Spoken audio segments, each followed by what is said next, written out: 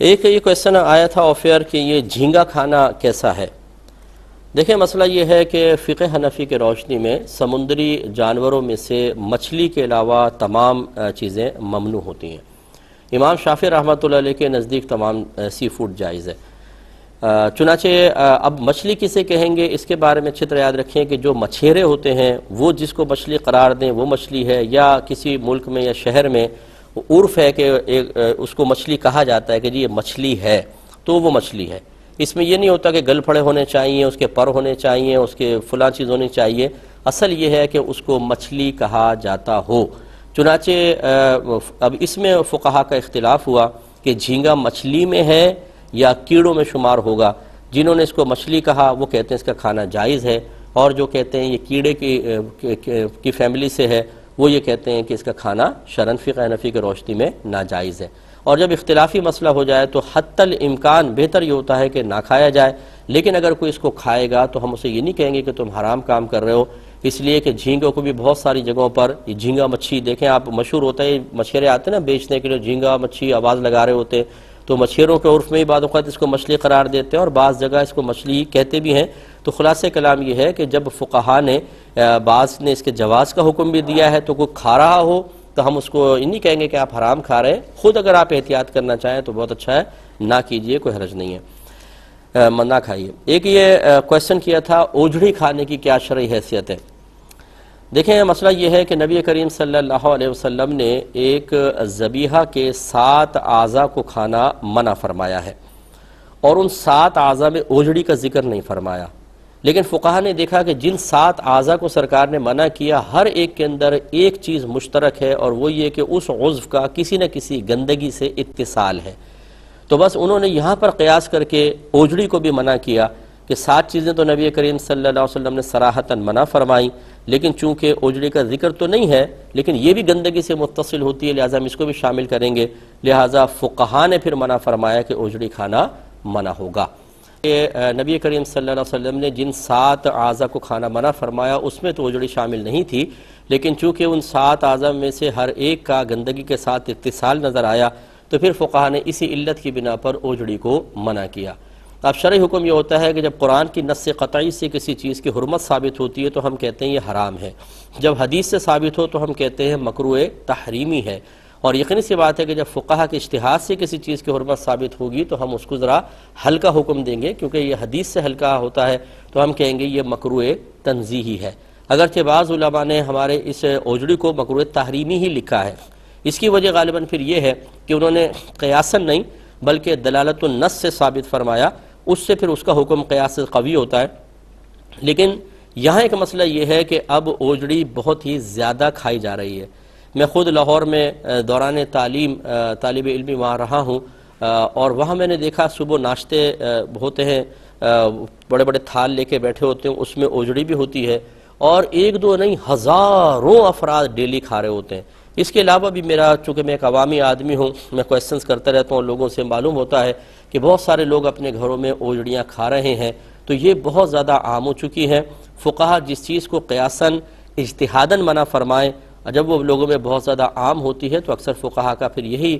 معاملہ ہوتا ہے کہ وہ اپنی رائے کو واپس لے کر حکم کو ہلکا کر دیتے ہیں۔ اب چونکہ یہ بہت زیادہ اس میں عموم بلوہ نظر آتا ہے، لہٰذا ہم تو اس کے مکروہ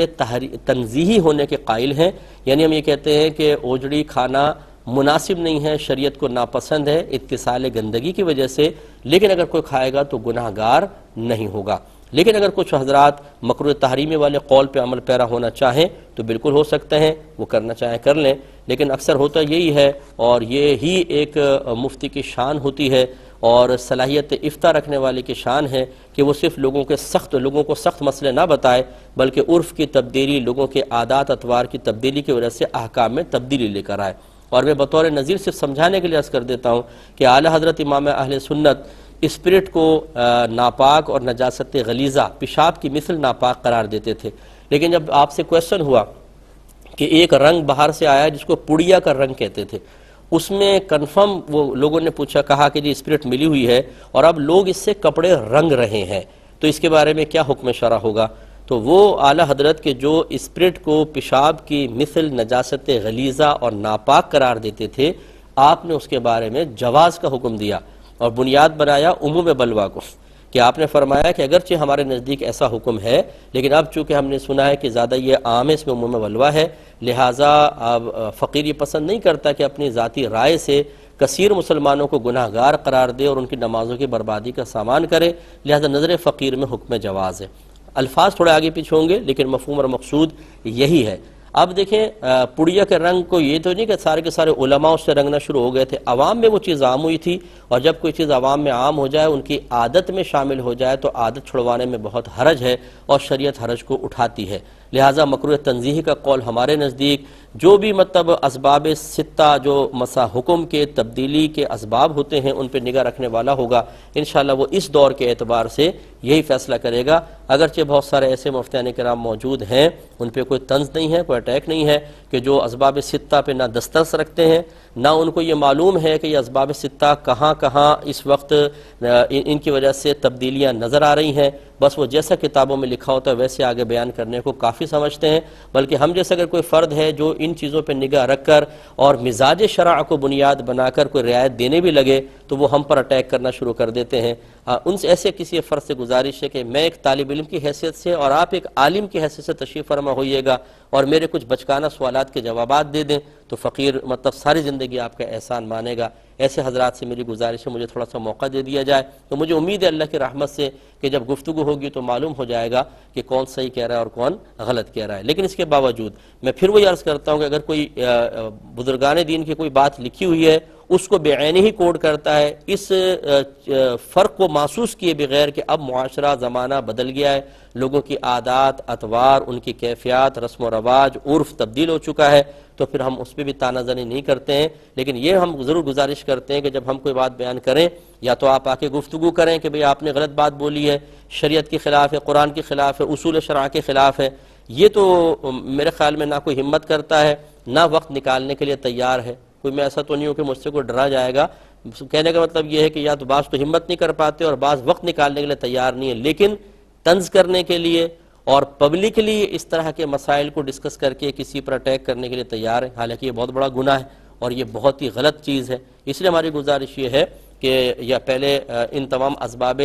سبعہ یا اسباب ستہ پر اچھی طرح نگاہ رکھ کر ان کی روشنی میں جو مسائل میں جدید دور میں تبدیلیاں آئی ہیں اس کو دیکھیں، پھر ہمارے اس بیان کردہ مسئلے کو جب انشاءاللہ سنیں گے تو فرق واضح طور پہ نظر آئے گا۔